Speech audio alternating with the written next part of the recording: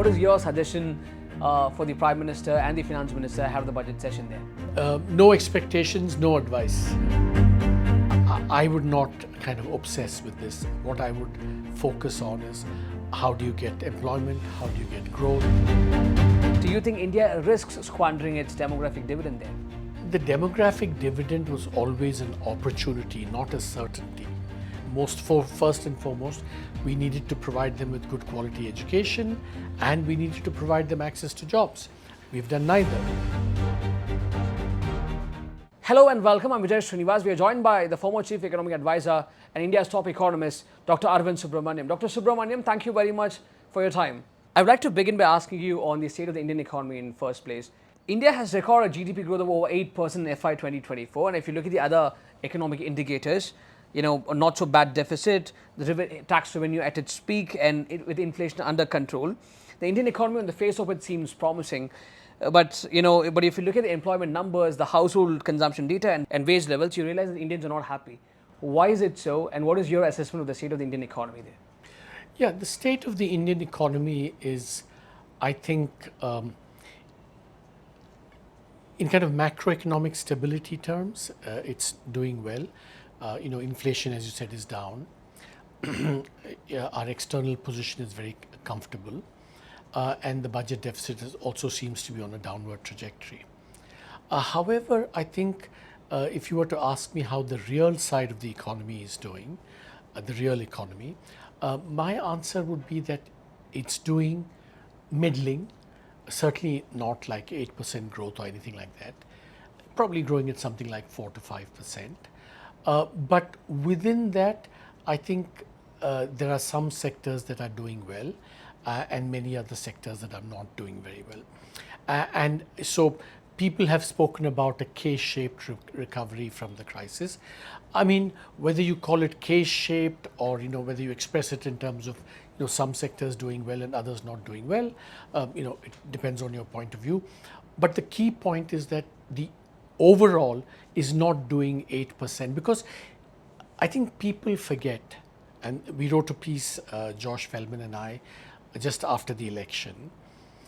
Do you know what the growth numbers are for the last 3 years for the Indian economy? Take a guess. It's something like 10%, 7% and 8.5%. If you were to come and tell me that an economy in 3 years has done these 3 rates of growth, I think I would say this is a miracle economy where everyone must be doing well because this is a tide that is not rising but surging and therefore will lift all boats. So the fact that all boats have not been lifted, employment remains weak, wages are down, means that the tide is not surging, it's middling, 4.5. And once you realize that, then there isn't much of a puzzle because, if you're doing average and within that there's a kind of a bias in terms of where the growth is, then, it's not surprising that people are not very unhappy. There's only a puzzle if you say, oh my God, economy 8%, how can an 8% economy produce disaffection? The answer is it's not an 8% economy. The Modi government has been crafting policies to up the manufacturing game, and one of them is the production-linked incentive program. So, while we see significant improvements in certain sectors, which is electronics manufacturing and the pharmaceutical sector, the response for the other sector that comes under the garb of the PLI seems tepid. So, do you think that the government should look at revamping the PLI scheme rather than expanding it? See, the second thing to note about the economy, which is very striking, is that investment has been very weak, is still very weak, and foreign direct investment has actually been declining. So the question we have to ask is, if you want to generate more rapid growth, you have to attract more private investment. And then the question is that what needs to be done to attract private investment, especially in manufacturing, as you just said, right? Because that's where you can produce a lot of jobs. Now, the way, again, there's a recent piece we wrote is that, you have to answer the question, what's your diagnosis of why is the, investment somewhat weak? And our kind of hypothesis, it's not by any means you know, definitively right or anything. Our hypothesis is that, see, investment consists of two things. To attract investment, you have to increase the return to investment, but you also have to reduce the risks to investment.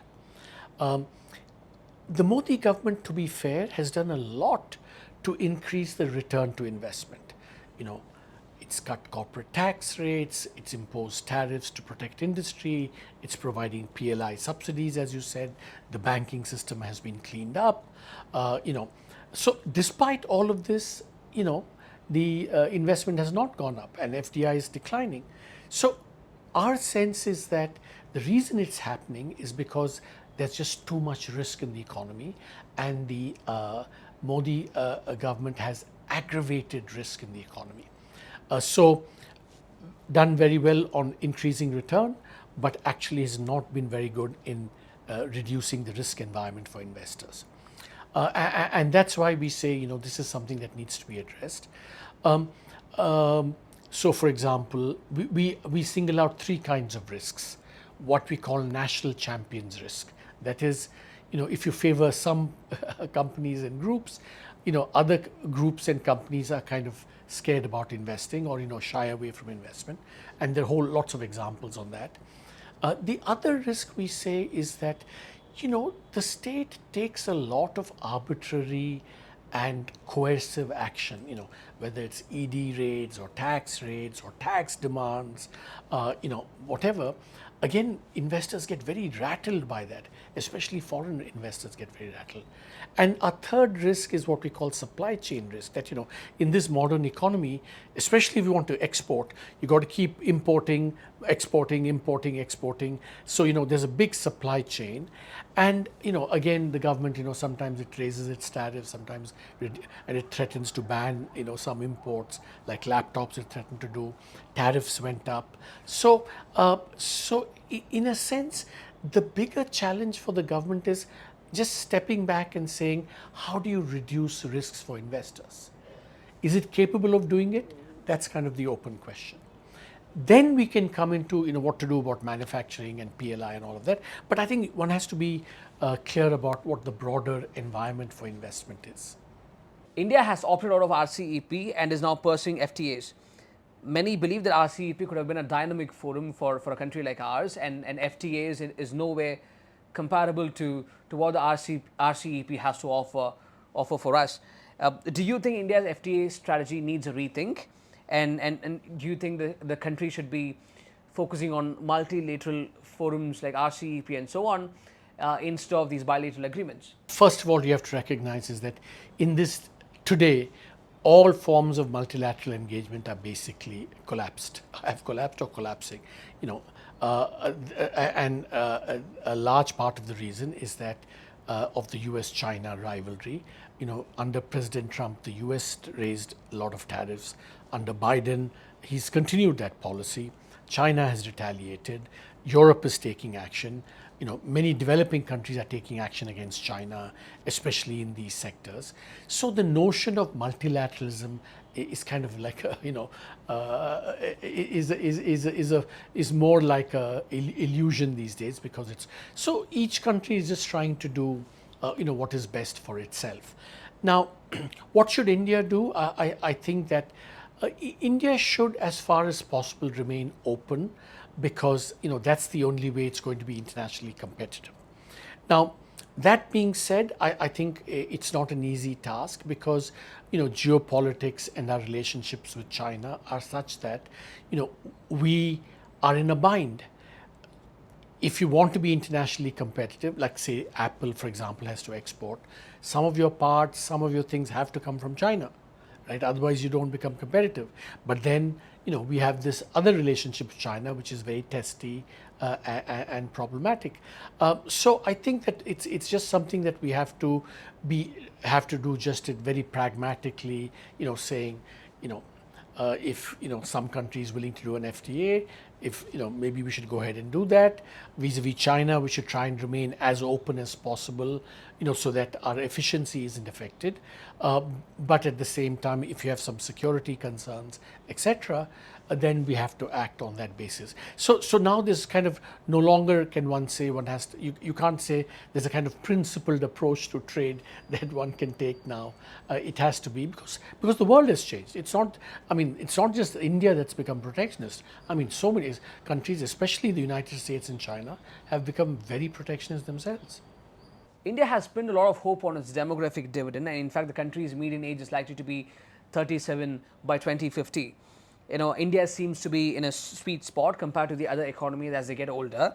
But if you take a closer look at the numbers, you realize that the share of educated youths among the total unemployed people stands at 65.7% in 2022. Do you think India risks squandering its demographic dividend there? I mean, look, the demographic dividend was always an opportunity, not a certainty. It's true that many East Asian countries did well. It's true that China took advantage. But it was never something that was a certainty. I mean, we had to do a lot of things to take advantage of first and foremost, we needed to provide them with good quality education, and we needed to provide them access to jobs. We've done neither. So if you've not done the basics, then it's not at all surprising that the demographic dividend might elude us. And it goes back to the bigger problem of how do you create jobs, especially how do you create labor, especially by promoting labor-intensive manufacturing. We missed the boat, many years ago on labor-intensive manufacturing. We specialized in services, but we know that services can only provide a small, minuscule fraction of the jobs that are needed, because by definition, these are very high-skilled activities. So high-skilled services will give you growth, but it's not going to give you inclusion, right? And to get inclusion, and that's why I think we do have now an opportunity. The China plus one is a real opportunity, because now investment is fleeing China. Some of it is coming to India, like Tamil Nadu as well. But we need to do much more to attract these new investments, especially in these labor-intensive sectors. We've become a little bit obsessed with semiconductors and high-tech stuff. I mean, we need to find ways of getting this investment in labor-intensive manufacturing. The window is small and narrow because it's not going to remain for a very long time. And it's also true that we're never going to become a manufacturing powerhouse.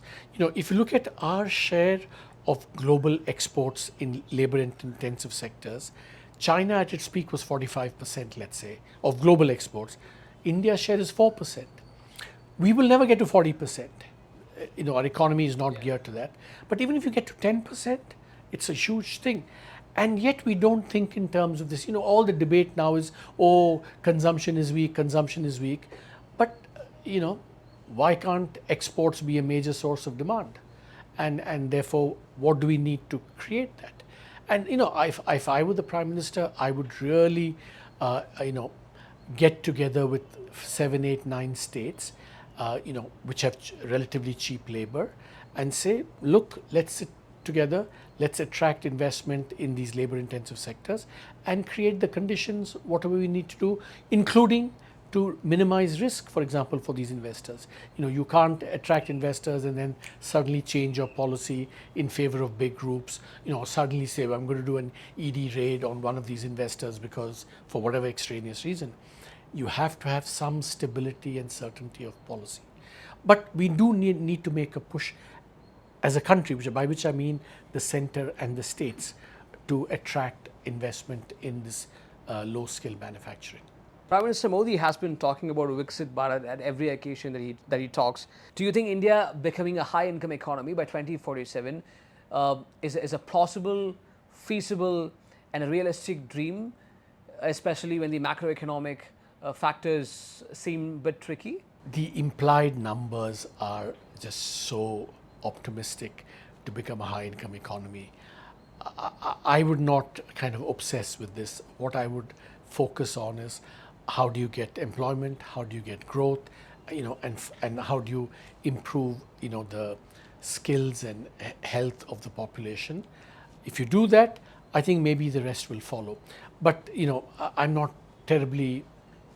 I don't care about 47. These are all numbers, and whatever. You can say whatever you want, double farmers' income, triple GDP, you know. It is, I mean, these are exercises that I think it's maybe interesting for some, but I think that's not the real issue.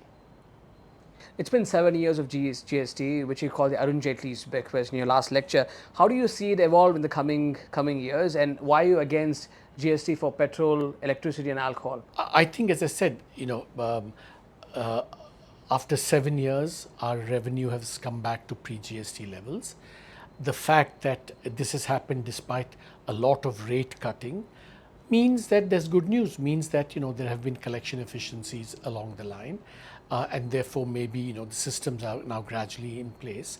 And I think if we do the next step in terms of simplifying and rationalizing the rate structure, it is not a good and simple tax like it was touted to be when it was inaugurated. We need to make it a simple tax and a good tax, and if we can do that, I think it's going to be quite promising. Now, on the question of petroleum and electricity, remember that let me be clear, on technical grounds, on economic grounds, this is a desirable thing to do, and that's why I was in favor of it in 2017. But the GST essentially was a compromise between the center and the states, where the states said we're giving up a lot of sovereignty, but we're willing to do that because we're going to get something else in return, like a common market, more revenues, etc., etc. But it was a compromise, so it was a compromise that for more economic efficiency, you give up some sovereignty. Everyone gives up some sovereignty. But the overall context in India, the political context, is not the same today as it was in 2017. The overall context today is that center-state relations are much more contentious, much more recriminatory, and much more challenging. So, the decision to bring these things is therefore a political decision. Do the states feel confident after 7 years in giving up more sovereignty? And I don't think the answer to that is going to be a yes. Many states feel, and not just for GST related reasons, because of broader reasons, that maybe they don't have as much confidence in the center. So then it's that political context that's changed, and therefore that's going to lead to states being much less enthusiastic about giving up more sovereignty. Prime Minister Modi and Finance Minister Nirmala Sitharaman are hosting a pre-budgetary discussion of sorts at the national capital. What is your suggestion for the Prime Minister and the Finance Minister ahead of the budget session there? No expectations, no advice. Okay, so one last question there, Dr. Subramanian. Since you said if I were a Prime Minister, Raghuram Rajan has made it official that he's not interested in the business of kissing babies, and you get to see a lot of bureaucrats foraying into politics. If at all you're given a chance, would you be interested in entering? I'm a technical economist, happy to give advice, but I'm not a politician. Thank you very much, Arvind Subramanian, for joining us on The Federal.